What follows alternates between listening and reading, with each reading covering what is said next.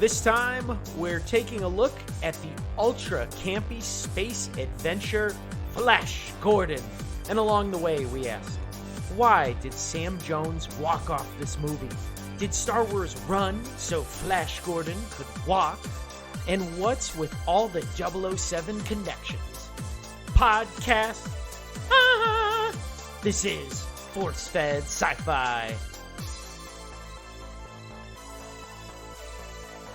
Welcome back to another episode of Force Fed Sci-Fi. My name is Sean Michael Culp. Along with me is my friend and fellow Queen lover co-host.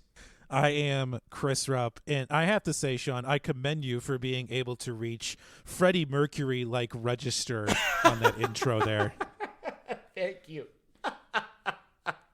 You know, you are so correct about that song and the soundtrack.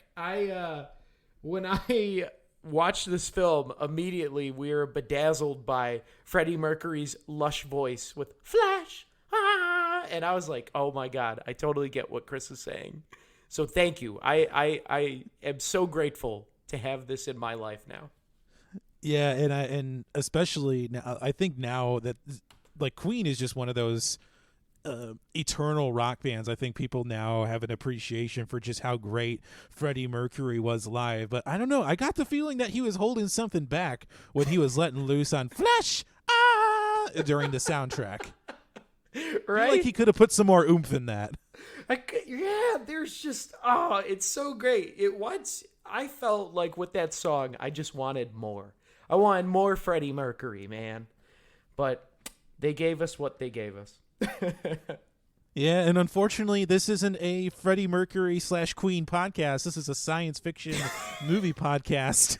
And today we are talking about the ultra-campy, I guess, cult classic from 1980. We're talking Flash Gordon. This was Sean's pick, continuing along with 80s schlocky sci-fi month.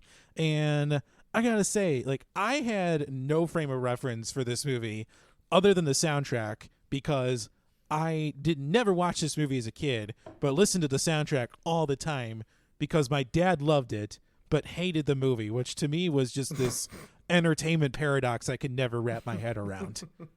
That is pretty wild, to be honest. I can't think of any off the top of my head, but I'm sure I have some of those films too, though. All right.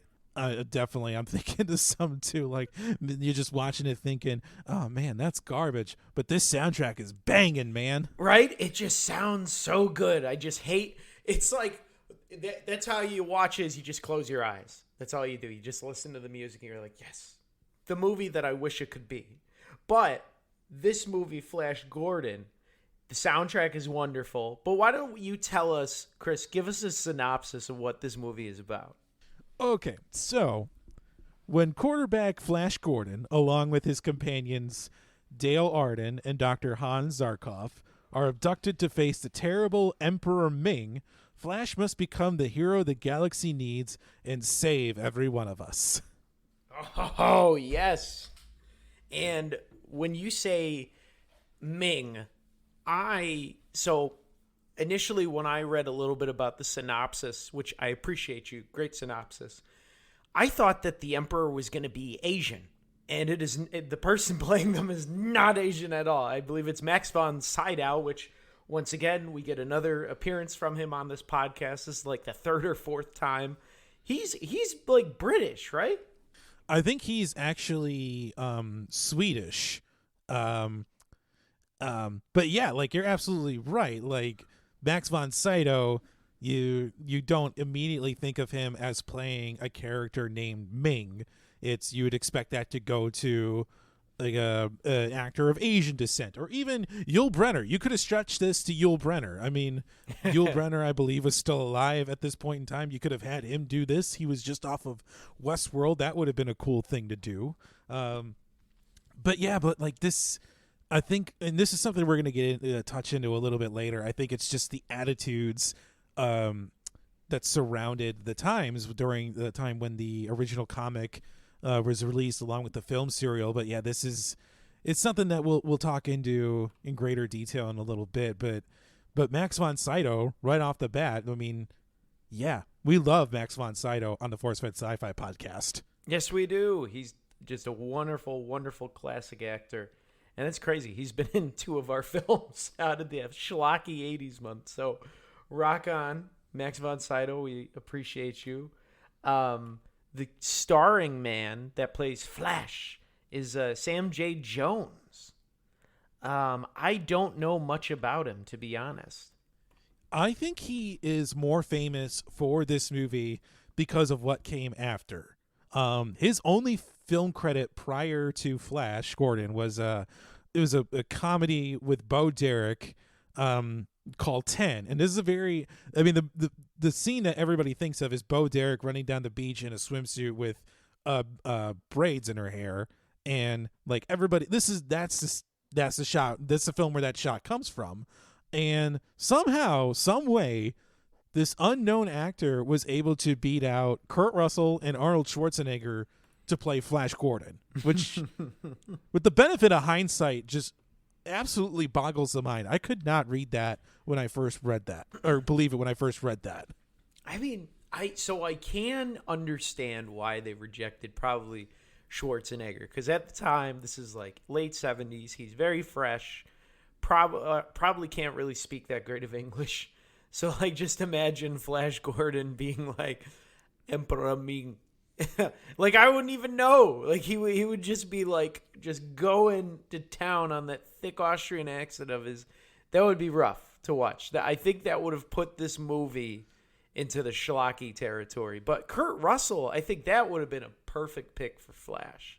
Because Kurt Russell is just, like, the embodiment of, like, the late 70s or 80s cinema. And he was just, like, fresh, sexy, just like everything that an action hero could be. As with the wasn't he Snake Plissken or something like that? Yeah, I think that was sometime. It was right around probably even before this movie came out. Like, he was in a John Carpenter film called Escape from New York, which came out in 1981. Great cast in that. Hopefully it's one we get to here on the Force Fed Sci-Fi podcast soon, because it's one of my personal favorites in the John Carpenter filmography. But yeah, like Kurt Russell just has this undeniable screen presence. Like, you don't mistake him for anybody else. He's literally a chameleon. Like, he can be anybody in any movie you could ever want him to. He's funny. He can play nerdy type characters. I've seen him do that a couple of times. He can play hard ass cool characters. Like, he's literally like an everyman type of actor.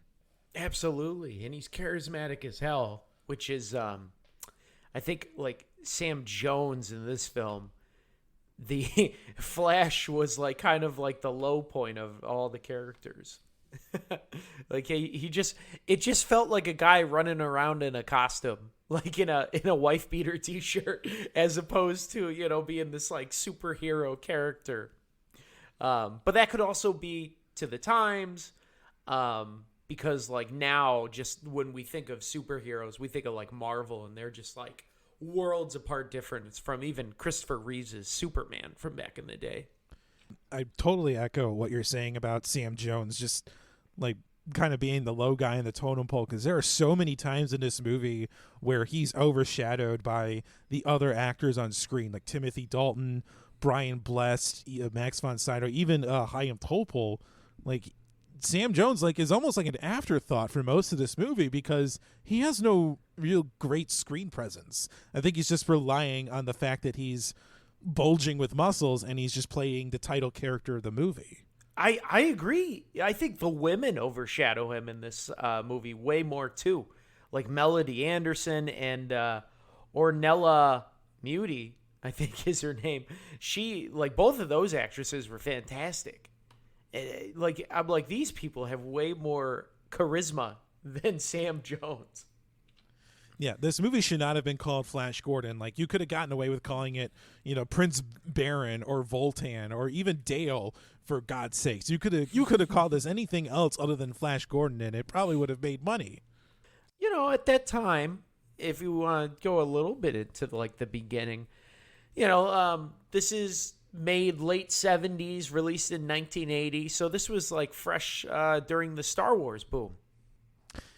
Yeah, this was during that age where like science fiction movies were not really being made. Like obviously Star Wars kind of regenerated people's interest in science fiction, but most of the time the genre was relegated to like, you know, your B-roll. Like it was films that were made on the cheap, not a lot of plot or thought went into them, and then Star Wars came along and just told people what they wanted to see out of their movies. Like it was basically the cinematic version of Apple in the late 1970s. Mm-hmm. Yeah, George Lucas and Industrial Light and Magic and everybody involved in that movie showed people, hey, this is how you can make a movie. More importantly, this is how you can make a science fiction film and have it be thoughtful, impactful, and look great on screen for the time.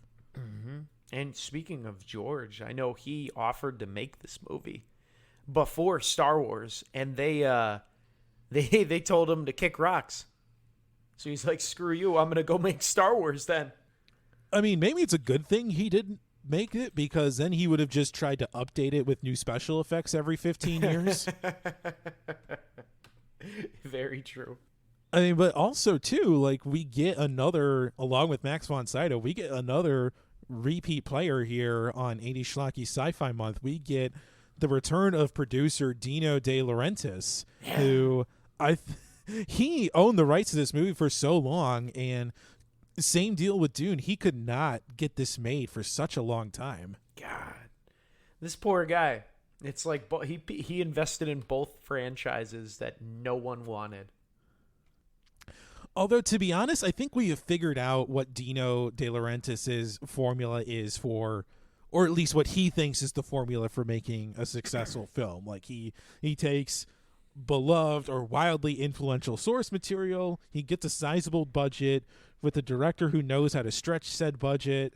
You get a cast that's up and down, a mix of newcomers and experienced players alike. You have great production design with amazing costumes and makeup, as well as a kick-ass rock band to tie it all together. I think that is the Laurentiis formula for a blockbuster. I think so, because he tried that with Dune too. And, well, this one I think was met a little bit better. But yeah, I'll agree with you there. Yeah, this is basically just Dune, just 4 years beforehand. Pretty much, yeah. A little bit nicer, though. I would say this one's a little bit more polished off. The special effects, the set pieces, it's schlocky, but it isn't as horrible as the ending of Dune, where that just felt like a mess. No, this doesn't have the same messy quality to it, and I think this is something that kind of comes in with the territory from the original source material. It's based off of a 1930s comic strip of the same name. There was also film serials around the same time that came out, and it's definitely like a knockoff of Buck Rogers, the famous, I guess, like space adventurer. Mm-hmm. So this movie gets a pretty sizable budget after going through a bunch of different filmmakers and directors. There was one director, Nicholas Roeg, who basically spent a year of pre-production on this movie until he was fired by De Laurentiis. And then Mike Hodges was brought in, and along with him was brought on the writer by the name of Lorenzo Semple Jr., who is actually credited for developing the original Batman show in the 1960s with Adam West. Very cool. Very cool. So yeah, it kind of gives you a bit of insight as to what to expect with Flash Gordon. And I think if you don't know these things going into it, that I think that they were trying to go for ultra campy, then I think the campiness comes as a bit of a shock to the casual viewer. Yeah. Yeah, absolutely. Because I mean, I know of this movie as being like a super schlocky film. As opposed, I didn't think that Flash Gordon was going to be this ultra grounded, serious, epic. At least from what I've seen in. Because how I heard about this movie was, I think, references from Family Guy, and then Ted. Yeah, because Flash Gordon, Sam Jones appears in Ted 1 and Ted 2, and I'm like, what is this crazy thing? And so that's what I do. I'm like, all right, I have to watch this film someday in my life. Yeah, I think now, yeah, Sam Jones has just become like this caricature because of ultimately like what happened and how him walking away from Flash really derailed his career. But Yeah. this was something I was trying to go in with clean expectations. Like I wasn't expecting, like you were saying, anything grounded. I mean, it was coming out in 1980. Yeah. I also wasn't expecting anything super gritty or dark. Like this is supposed to be a fun space adventure, based off of the Seth MacFarlane tributes on Family Guy. Yeah. Right? And I didn't know about the ending. I mean, because we can talk about Sam Jones leaving in a second. So like this film, it is ultimately campy. Like it opens up with Queen, the big number, the Flash from Queen, and if you don't get it then, it's like this film almost opens up as like a serial cartoon. Like it tries to be a comic book essentially with the Flash. Like all it was missing was every time he punched someone, we just needed a pow, bang, like at the screen, because it really plays out that way. Oh, Lorenzo Semple Jr. was fighting for the onomatopoeias that appearing on the screen. He was fighting for those. And I didn't think, like, I loved the soundtrack of this film, and it didn't bother me one bit. I felt like Queen was the perfect band to be in it, and I think like it worked. It was the kick off the 80s, end of the 70s, this campy, schlocky film, like over the top. If it was this grounded, like serious soundtrack, I don't think it would have worked. Yeah, I'll agree with you on like having Queen as like the perfect band in this movie, because in 1980, like they were arguably the biggest band in the world at the time. They had 2 number 1 hits.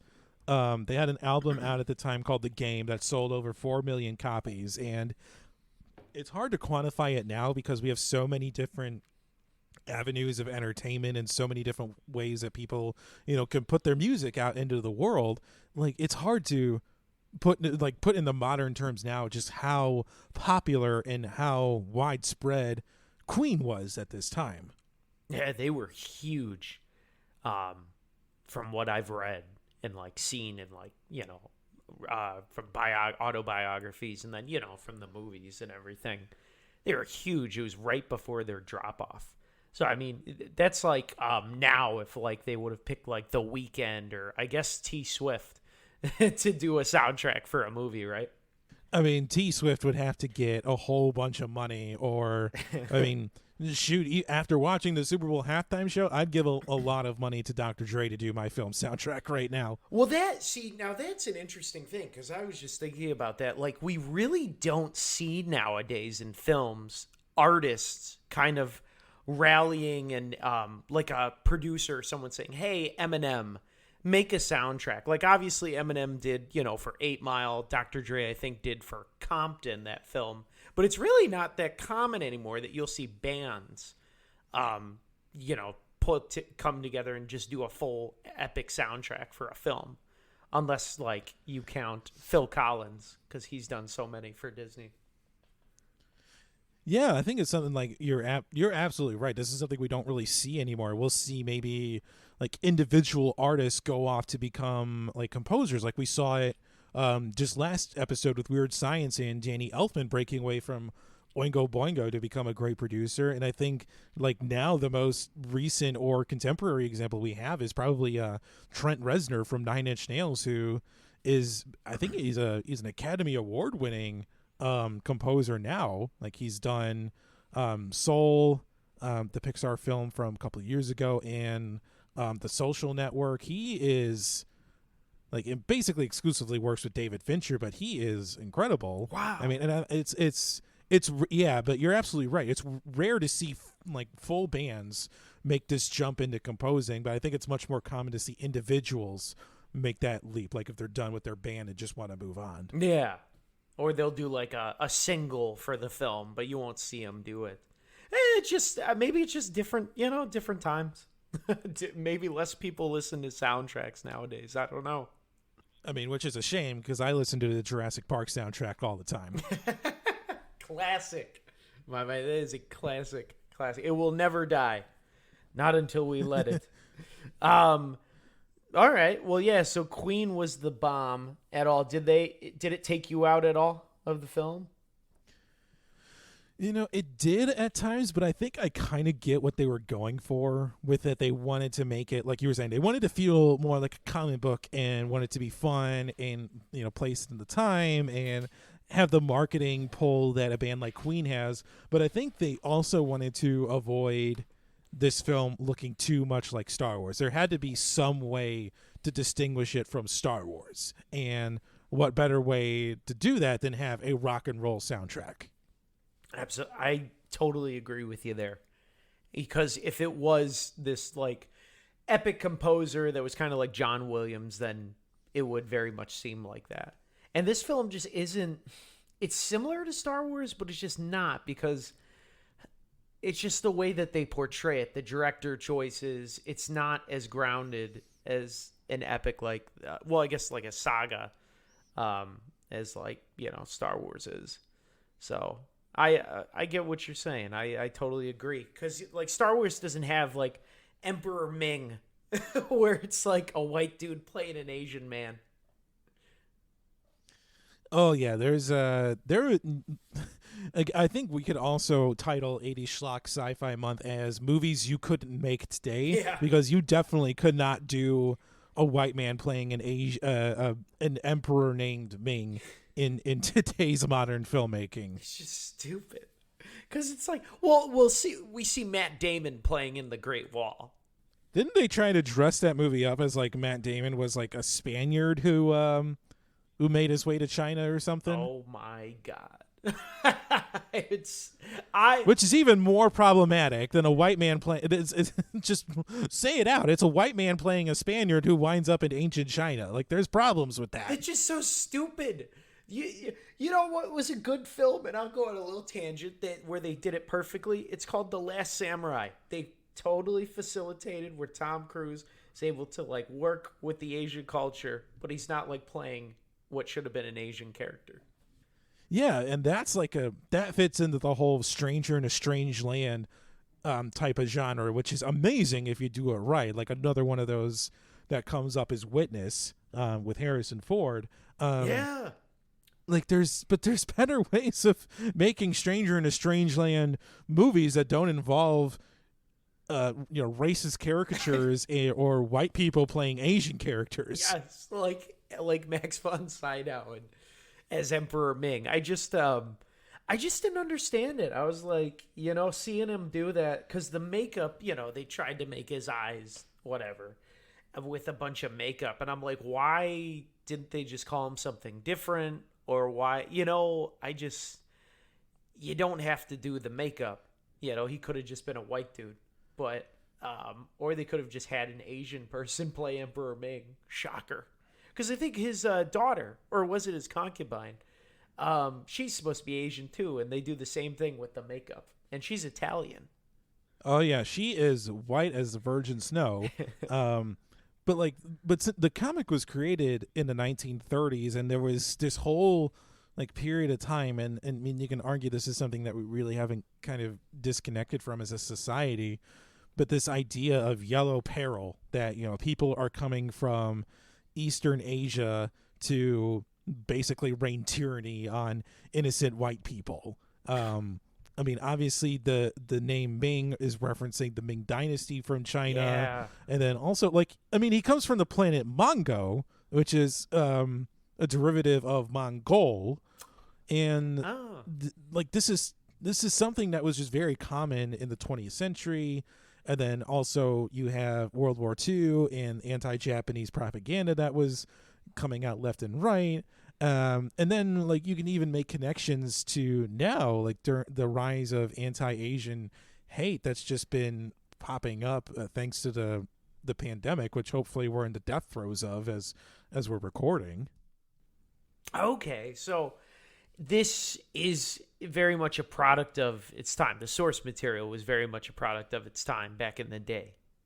Yeah, absolutely. But again, this is also something that you could not do today. You just couldn't. Even Marvel addressed their problematic villains with Shang-Chi, because Fu Manchu was supposed to be the villain of Shang-Chi, but they reworked the character and updated him so it doesn't rely on racist stereotypes to create a compelling or diabolical villain. Mm-hmm. I mean, you could... Well, that's like the thing. If they did this film nowadays, I mean, they could cast like Emperor Ming as being like an Asian person. That's fine. They just don't have to go into like the crazy stereotypes, you know?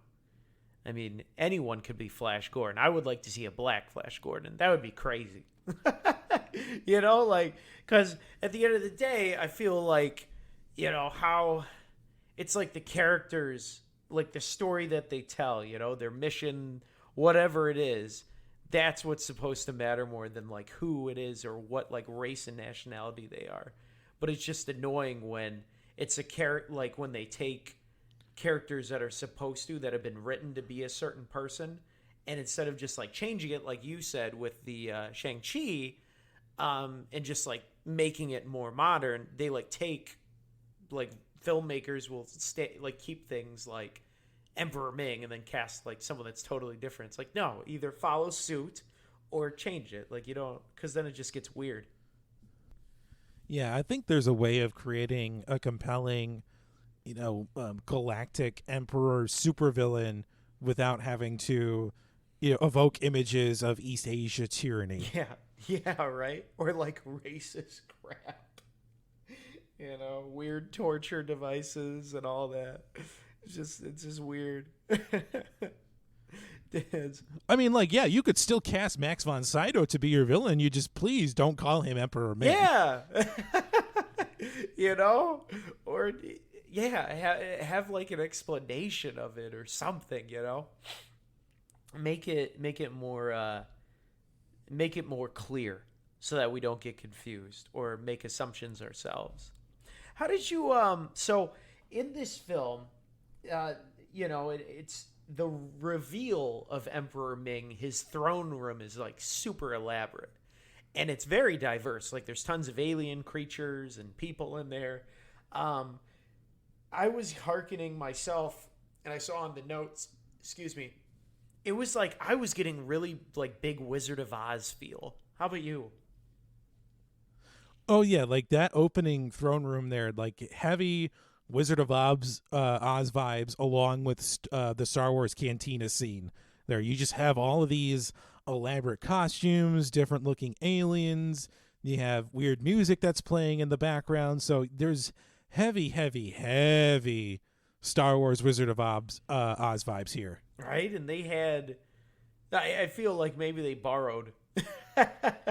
Because it's pretty elaborate. I mean, the big thing that is different from Star Wars and Flash Gordon is Star Wars didn't have a weird scene where Luke just grabs like a football-looking device and starts shoulder tackling a bunch of stormtroopers.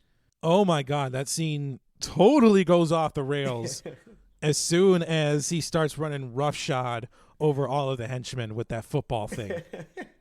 I couldn't believe it. I literally thought it was a joke. I rewound it because I'm like, did I miss something? Did like Emperor Ming say that we're gonna play a football game or something? Because it's totally like you have to see it, and I'll post it on the website. It's just so jarring. It's like confusing. It's befuddling because the doctor that takes him, you know, up to the planet, he just, hey, you go, Flash, attack, and then Flash just starts like throwing like Brett Favre passes at these guys' heads. Yeah, I think any quarterback coach would look at Flash's stance during that scene and think like, well, you're doing that wrong. Right? Maybe because the Jets bag is in the film, they just had to, you know, they're like, all right, we have to have this scene, you know, a football scene in it. We have to. It's crazy to me that this is the only scene in the movie where we get any sort of semblance that Flash is a football player on Earth, because there's, other than that Jets bag that you mentioned at the very beginning of the film, in this scene, there's nothing else. And so much of the character description is like, oh, he's a meathead jock football player. Mm-hmm. Like, it just doesn't do anything for the character. Like, there isn't even any context as to why Flash shows up at that airport and gets on the plane with Dale Arden at the very beginning of the film. I chalk it up to schlocky 80s movie magic, Chris. I'm telling you, because it did. I mean, Sam Jones, he's supposed to be a meathead, but he doesn't come off too much as a meathead outside of the scene. He's pretty nimble, I feel like. Yeah, probably. It's just, for me, there's just no frame of reference. Why make this a part of the character's backstory if it's not going to come up in other than him comically running over a bunch of henchmen in a throne room? Right. And I thought that it would have a payoff at the end when they're balancing on the on that floating spiky device thing. I was like, all right, maybe this is gonna pay off later or something. He's gonna have to do something when he's getting out of the swamp or whatever with a football. He's gonna have to throw something at something. But no, this is just such a random scene that pops up, and they never mention he never does anything football again. Nope, never, ever comes up at any point again for the rest of the movie. 80s, man, gotta love it. Well, and it's amazing to me that the Jets of all the NFL teams at the time would be picked to be Flash Gordon's team, because at the time that this movie came out, the Jets were awful. They were 4-12 in 1980. They finished last in their division in the AFC East at the time. And if you're not a football person, don't worry, we're not talking sports this episode. This is just to give you somewhat of an idea, just how bad the Jets are. And it's something even now as sports fans, it's really easy to dunk on the Jets because they're so awful. But they've been awful for 40 years. They have been. Maybe that was their ploy with the film. They're oh, we're so bad because Flash Gordon wasn't there during the season. He was going to be our quarterback, but because he went off Earth, that's why we suck. Because we don't have Flash. I mean, if you want to make him a relevant quarterback for the time, make him the quarterback for the Cowboys or the Steelers, because this is still in the middle of their dynasties. At least have it be a cool NFL franchise. Don't have it be the Jets. Right? And then they could do Flash comes back at the end of the movie just in time for the game. And then they have a little scene where he throws the ball and scores the touchdown at the Super Bowl. And, they could have the back and forth thing. And on the planet, and then back on Earth, we're oh, where's Flash? We got the quarterback. We got a Super Bowl playing. We gotta win without him. What are we gonna do? They could have added that to it. Yeah, I just if there are any Jets fans that are listening to this podcast, we're not dunking on you personally. We're dunking on your team, and I feel bad for you personally because you had to deal with Tom Brady in your division for 20 years, and then Tom Brady leaves, and then you have to deal with Josh Allen dunking on you for probably the next 15 to 20 years. So you have all of my sympathies. Thank you, Chris. I mean, we're long-suffering Bears fans. I had to deal with Brett Favre and the Aaron Rodgers jerk for most of my life. So trust me, I get it. Yep. It's hell living near Chicago. But this is not a sports episode. What was really interesting in this movie? Because we usually talk about it very, especially recent films with the depiction of women during 80s movies. And I really enjoyed Flash Gordon's depiction of the female characters. I really thought Dale was interesting as a character. She kicked ass. I think there was one scene where she breaks out of her room and she dismantles and beats up a bunch of guards. I thought the Princess Aurora was pretty cool too. Was weird. The dialogue in this film was awful, where Princess Aurora saw Flash and she's like, I like you. I really like you. But I thought the female characters in this movie, they were not regulated to being damsels in distress. No, they definitely play up a bit of Princess Aura's they imply that she's a bit of a slut and likes to sleep around and uses her body to get what she wants. And then Dale, like, yeah, Dale definitely has more badass moments than Aura does, because she's able to figure out like the mental communication with Flash. She tricks several people into like getting into the room with Ming. Is able to dispatch some of the guards and henchmen. So yeah, like Dale is definitely kind of the unsung hero of the movie. Like, you could have called this movie Dale Arden and it would have been okay with me. Me too, actually. I feel like she was more of an efficient hero in this movie than Flash was. Yeah, definitely. Like, but it's just there, and then like Dale and Flash's relationship definitely escalates very quickly. Yeah. Like they hang out for 2 days, and at the end of those 2 days, Dale's like, I want to have babies. I chalk that up to garbage writing. Garbage, man. Just absolute garbage. Because the writing, I would say, for the females is just terrible. Like, Princess Aurora just, like, wants to bang Flash the whole time. And, like, the dialogue is just like, oh, my God. And Dale seems like the most level-headed person until that stuff. Then, like, she just, like, completely goes bonkers. Where it's like, wait, what happened to this, like, super, motivated, hey, I want to take things slow. Here's the mission. Let's get back to Earth type of deal. Now it's just like, you saved the world. Let's get married. Yeah, just all kinds of escalation that's just like way too fast for me. No payoff. No build nor payoff. Very, very weird. But hey, it is what it is. What'd you think of the villains? Everybody like starts off as villains at some point. Like, Ming is obviously the big baddie of the villain, but Voltan is also like I guess a minor villain in some respects until he allies with Flash. Prince Baron, we definitely see some ruthlessness from him. To me, it's just hard to kind of parse out exactly what Ming wants to do. Like, we have that weird prologue of him like, I like to play with my things before I destroy them. Like, does he want to just destroy the Earth, or does he want to just continue on in his galactic conquest? Like, his motives like aren't really well known until near the end of the film, when he's trying to convince Flash to partner up or ally with him. And he says like, oh, if there's intelligent life on a planet, I just destroy it because I don't want revolution.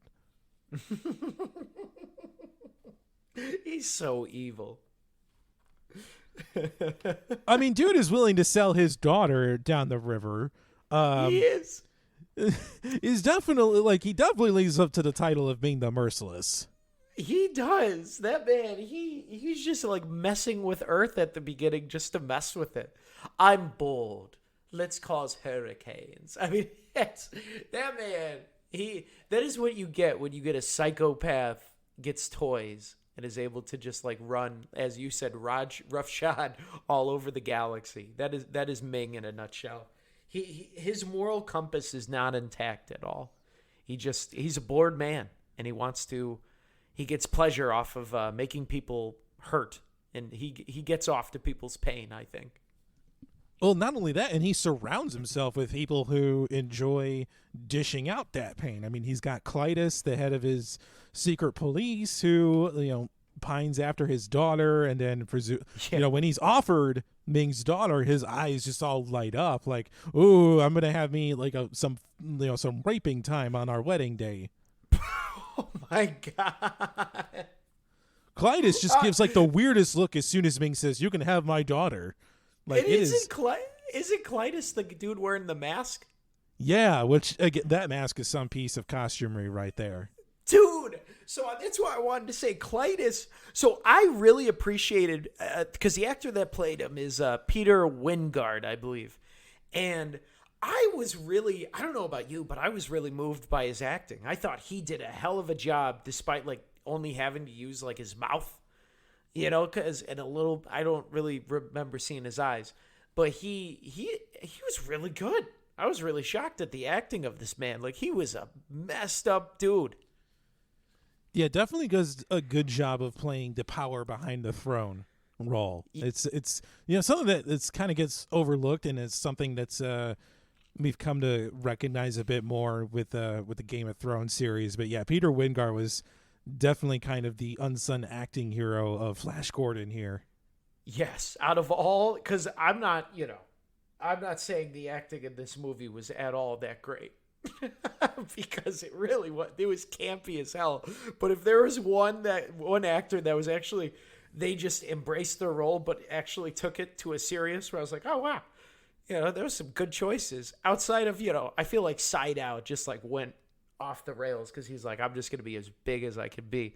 I feel like Peter Wingard, he really dialed it in, and he just did those, those perfect lines, and he died a very awful death that was hilarious. Yeah, I definitely got the feeling that Timothy Dalton, Brian Blessed, and Peter Wingard all sat down and had a meeting, said, listen, we can either play this really campy or we can play this as serious as a car accident. What do we want to do? Serious as a car accident. Yeah, and I have to commend that level of commitment from those guys. I mean, it reminded me a lot of Michael Caine's performance in A Muppet Christmas Carol. Like, he's playing it just as serious as a car accident. It's brilliant, and it's the reason why we remember films like this so well. Like, even though it is ultra campy, like nobody's gonna say that Flash Gordon isn't campy, but man, you can't deny the presence of Dalton, Blessed, and Wingard on screen together. Yes, and I would say Dalton, because was Dalton 007 at this point? No, so this was he was about 6 years away from getting cast as 007, and you could tell that even though this was probably early in Dalton's career, that he was bound for big things, and the producers actually wanted him as Bond much earlier when he was much younger, because I think he got accepted in his late 30s, but he passed because he was too young, and then he played 007. His films were pretty dark, and he was great, definitely ahead of his time. But I mean, he's not the only 007 connection we get in this movie. All right, give me some more. Like Topol, the actor who plays Dr. Zarkov, he's a Bond ally in For Your Eyes Only, which I think came out in 83, a couple of years after this. So Chaim Topol there, another Bond connection. And even Max von Sydow got in on the 007 craze, because he played Blofeld in the side Bond franchise with Sean Connery and Never Say Never Again. Huh. So we get just a lot of Bond in this film, huh? A lot of Bond, yeah, and I think our past guest in front of the show, Colin, would be interested to come back and give us the rundown on all of that. Absolutely. We got to get you back on, Colin. It has been too long if you're listening to this. And I will say, I will agree with you about Brian Bless, because was he the dude that during that crazy football scene was randomly hitting guys with his hammer? Oh yeah, he was hamming it up and loving every second of it. God, that dude was so great, because it was perfect comedy gold, I would say, because someone would stand up that he had just hit in the head, and he looks at the guy. He's like, should I let him run? No, bing, hits him again, falls down. He does it like 3 times. Perfect comedy gold, man. I'm telling you, this film, there's a little bit of everything for everyone if y'all give it a chance. It just makes me think that, like, how different this movie would have been, like, maybe not Schwarzenegger, but definitely with Kurt Russell as Flash Gordon. This would have gone out of the cult classic we know it, and it would have been an amazing film, because everybody would have played it as serious as a heart attack with people who actually know how to act. I am totally echoing everything you say. I feel like if Kurt Russell was in, yeah, it would be a very sexy superhero, just boom. This film would have been much, much different.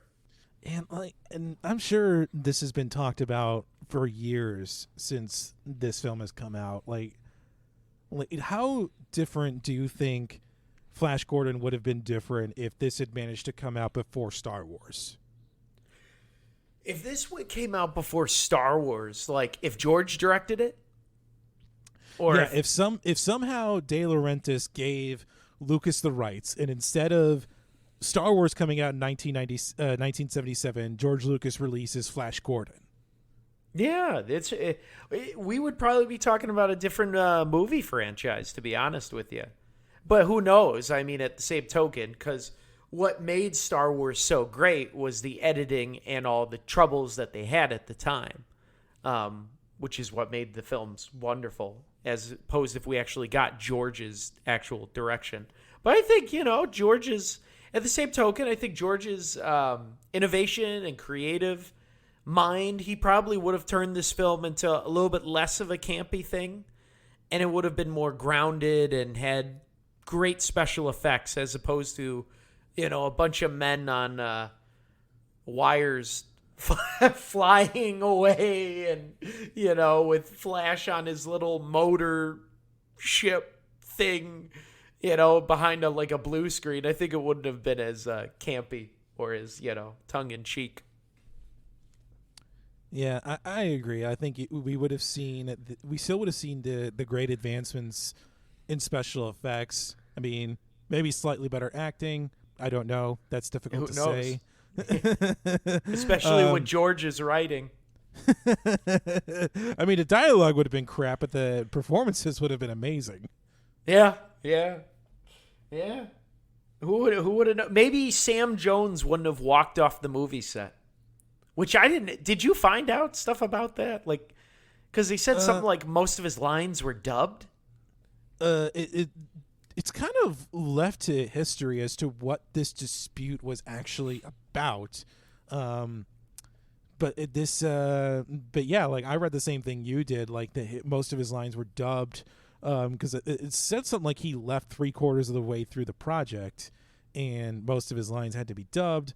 But Sam Jones released a documentary called Life After Flash, which kind of goes through the making of the film and the following it's gained. But it doesn't go into details as to what his falling out with De Laurentiis was about, but just more of like how it impacted his career. Because after Flash comes out, like he does nothing. He does a lot of direct-to-video movies. He does some television here and there. And then it's not until 2012, 2015 where he appears as himself in the Ted movies from Seth MacFarlane. Yes, that's where I saw him the first time. Yeah, his hair is just dyed that platinum blonde, and the Flash soundtrack kicks on, and Ted is just like, you gotta come here, Sam Jones is here at this party. and I'm doing an awful Boston accent, but like if you've seen Ted, you know what I'm talking about here. Apparently there's all sorts of cocaine, and Mark Wahlberg is told to abandon his girlfriend and come to a party just so he can meet an 80s one-off movie star. Classic. Oh God, I love Seth MacFarlane and Marky Mark. Yeah, I think that was his minor cultural resurgence in a way. Yeah, I think people were rooting for Sam Jones to have a comeback, but it's just never materialized. I mean, he's not a great actor. I don't think he puts a lot of effort into it. I mean, it's a shame that his career got derailed, but I think that was a lot of pride that played into it, and who knows what could have been. I mean, he was definitely up and coming, and then you have a big falling out with a big-time producer, and look what happens. You do direct-to-video movies for the rest of your life. Yeah, and I think, that goes to show how the movie industry was a little bit different back in the day, because, like, your career could have been killed easily, if someone didn't like you, and you could be blacklisted, essentially, whereas I think nowadays there's just, so many studios out there. You can go overseas to make films. You can stay here. You can make your own movies. Like, there's just so many ways to, like, get back into the industry. But it is difficult when you're not that great of an actor and you walk off of a big-time producer's set. So, it is what it is. I mean, well, that's probably a good example as to who's not doing their job behind the scenes. But, Sean, do you have an example of somebody who's not doing their job in front of the screen in this movie? In front of the screen in this movie? I would say, in front of the screen, outside of like what we talked about, I would say it's probably Sam Jones for walking off the set for a dispute that's not professional, and he saw the ramifications, so he did not do his job.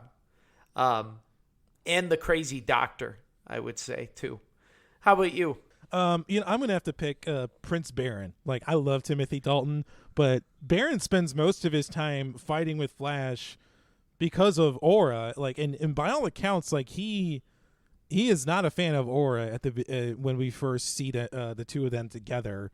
Like, he even calls her a bitch at one point, which was astounding to me. And he's like, "Oh, I'm not going to kill him. I'm just going to drown him in the swamp," which is crazy diabolical. And like, the whole second act or whatever could have been avoided if he had just got his head out of his butt and allied with Flash, and they could have killed Ming sooner. But no, he had to be all jealous of Aura even though he hates her. It's this weird emotional Venn diagram that was hard to parse out for me. Because didn't he make Flash like stick his arm in the the tree trunk to get stabbed by the scorpion? Yeah, it was like the tree of life or something to that effect. That was a pretty cool scene, though. The tension, I felt it. Yeah, it was crazy. Yeah, and then he fakes being stung. Is like, "Oh, now we're gonna fight." Very diabolical. Yeah, the people in this movie, I would say, like, most of like the guys in this film outside of Flash were all like really scheming, diabolical people.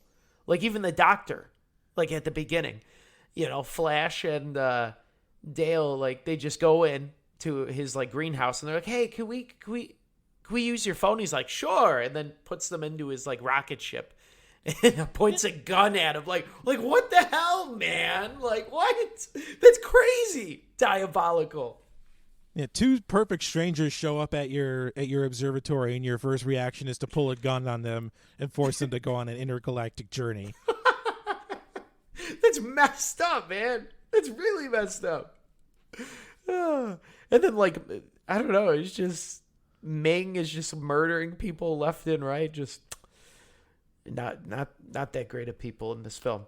And so I guess, I could say there's like a million red shirts in this film because of that.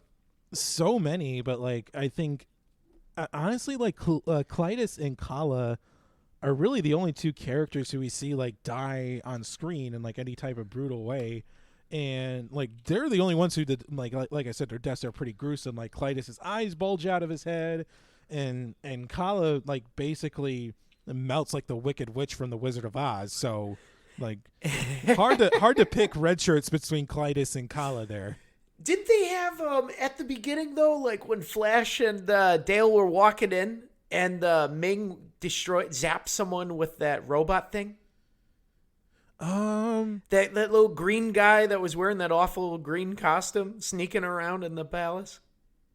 I don't remember that. Oh, I do remember the two pilots I remember the two pilots at the very beginning of the movie who are zapped out into space and never seen again, though. Yeah, we could presume they died. Absolutely, it was like that. But I think there was like this little green monster thing that like got zapped to show like the power of Ming.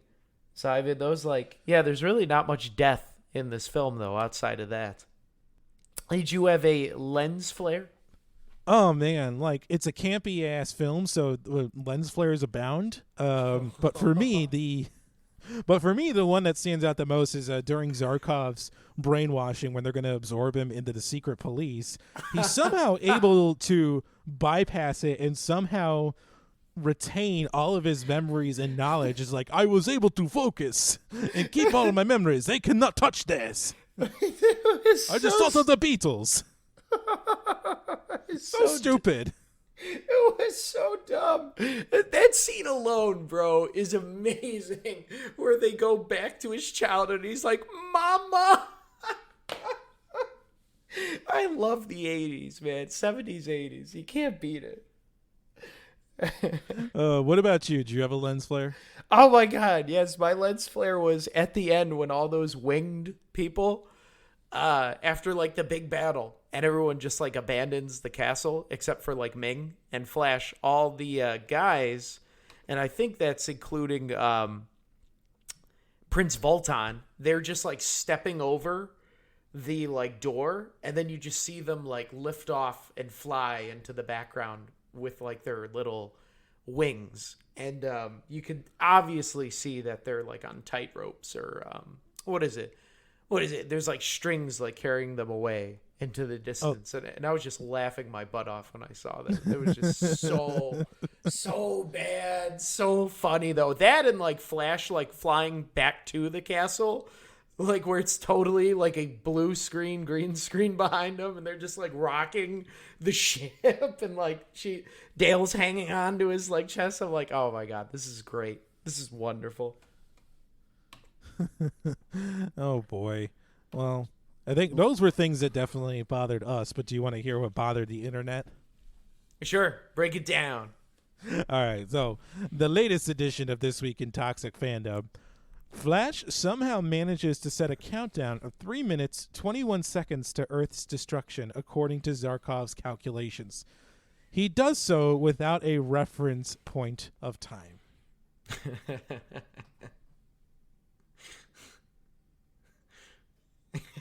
It's just ridiculous to me. Like, it's the 80s. You need a countdown of some version to heighten attention. We've seen it in every James Bond film up to this point, and there were Cold War films abound during this period of time. So yes, countdowns are essential in this film, people. Come on. It's so dumb. I love it. You'll never see a movie without some internet troll. The internet never disappoints. It really doesn't. No, it doesn't. It's so much entertainment in the world. God. But that is to say that this film has had a legacy on the internet. As you've said, as we've said, there's a cult following to it. Like, I believe this film has been referenced a lot. Like, as we said, with like Ted. I think there are a lot of visual influences in Scott Pilgrim vs. the World, which is a really good movie in my opinion. Excuse me, but it's got a pretty big, like it was a big staple in history now. Like now, in hindsight, people love it. Yeah, I don't know if it has like a big cult following like we've talked about with other films, but yeah, like there's definitely the elements here for it. You have the elaborate costumes, you have the over the top performances.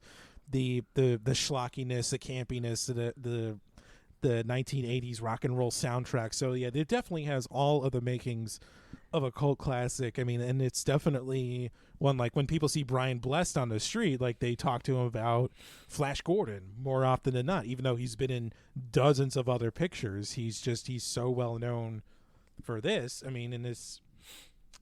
Yeah, like, and honestly, like, I have no frame of reference for the cult following. But yeah, like that was what I found. Like Seth MacFarlane's a huge fan of this movie. Edgar Wright, the director of Scott Pilgrim vs. the World, has cited this as a major influence in his filmmaking and the techniques he uses. So yeah, like Flash Gordon, even though not well received in its time, has definitely, I think, grown to become appreciated for what the filmmakers were trying to set out to do at the time.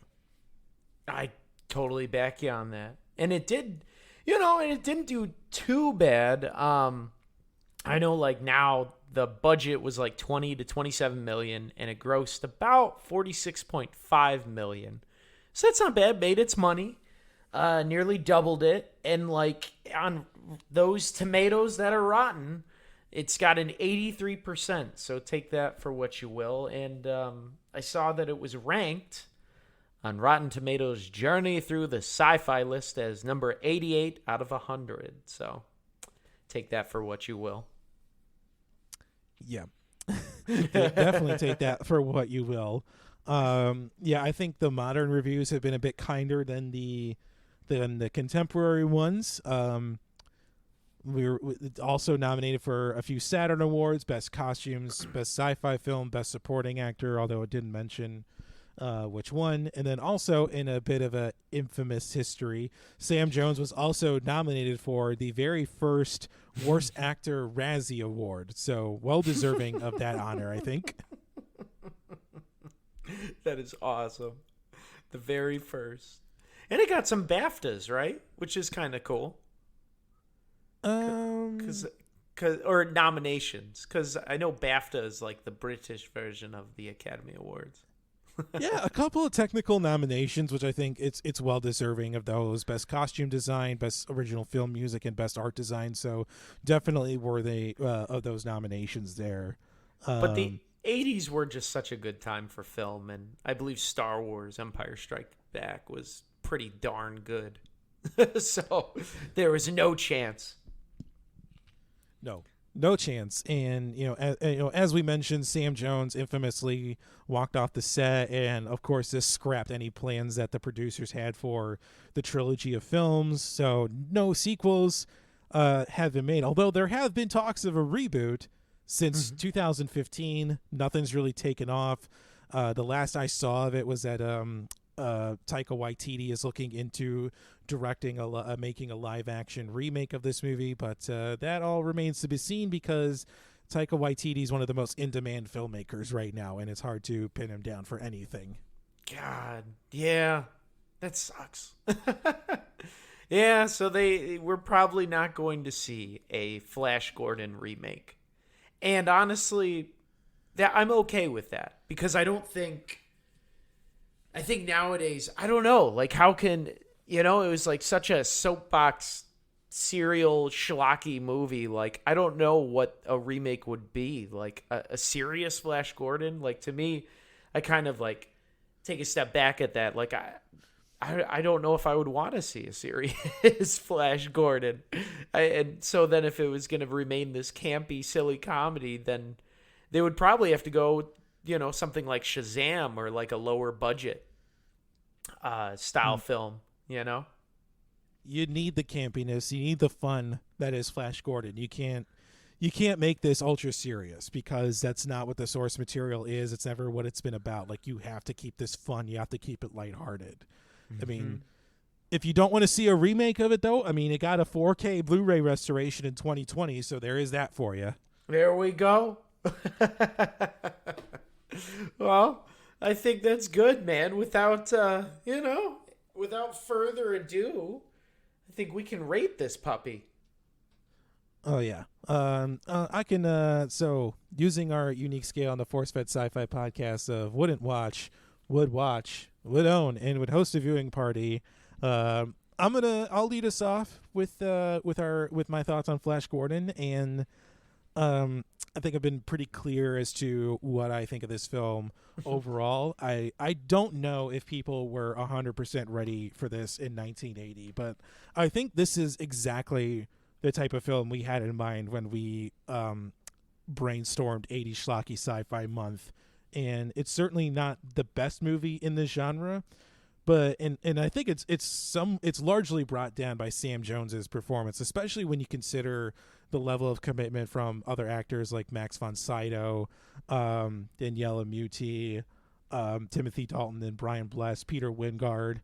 But I think the visual effects for the time are incredible, and I love the costume design. The production design is amazing, but however, the pacing is just way off. It makes its 110-minute runtime seem a bit longer than it is. But I do think this is probably the best film that we've watched of this series so far, and I'm going to call this a would watch. Woo! Look at that. Hey. What about you, Sean? What do you give to Flash Gordon? All right, so for Flash Gordon, much like you said, there were some things that weren't so great about it, like the runtime.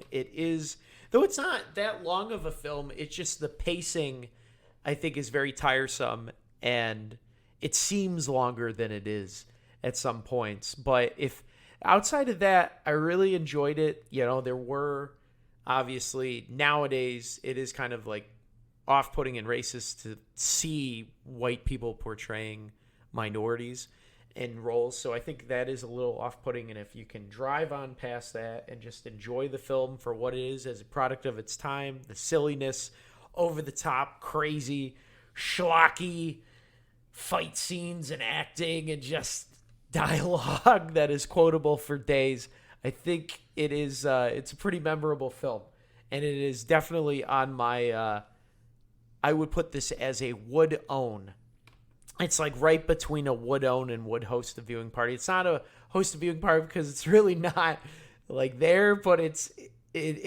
great. It's great. It's like silly and over the top, but I really thoroughly enjoyed it. And much like what you said, Chris, it's probably our best film that we've reviewed in the series so far. So take that for what you will. Kudos to the actors in this film that tried, and kudos to the ones that were over the top. So that's what I give it. Well, I think I am definitely going to get you that Blu-ray 4K restoration for a birthday or some special event for you, now that I know that you're giving such high marks to Flash Gordon. Absolutely. Absolutely. It's everything that I love. It's almost like on Soylent Green level, you know? Almost. Almost. We're just a decade off, though. Yeah. But we will review that someday. But, so... what is next on our list, Mr. Rupp? We're going to close out 80s schlocky sci-fi month with another one of my picks, and I've decided I'm going to steer into the skid. We've been talking mostly bad movies on this on this series, and I thought, what better way to close out the month with probably one of the worst science fiction films ever made. The very first Marvel film. We are talking Howard the Duck, ladies and gentlemen. Wait, are you serious? This is the first Marvel film ever? This is the very first Marvel film. I kid you not. Oh my God. I cannot wait. I can't wait, man. Oh, that's going to be good stuff. Sean, my friend, always a pleasure to record with you and discuss these films.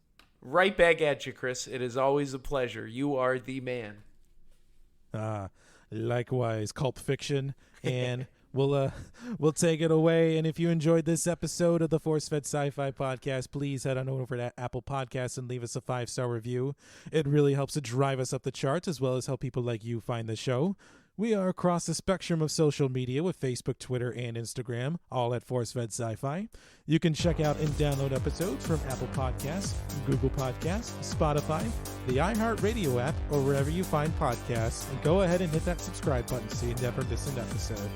Finally, you can check out our website, forcefedsci-fi.com, for show notes and links to all of our social media. And so for all of us at the Force Fed Sci-Fi team, we will see you next time.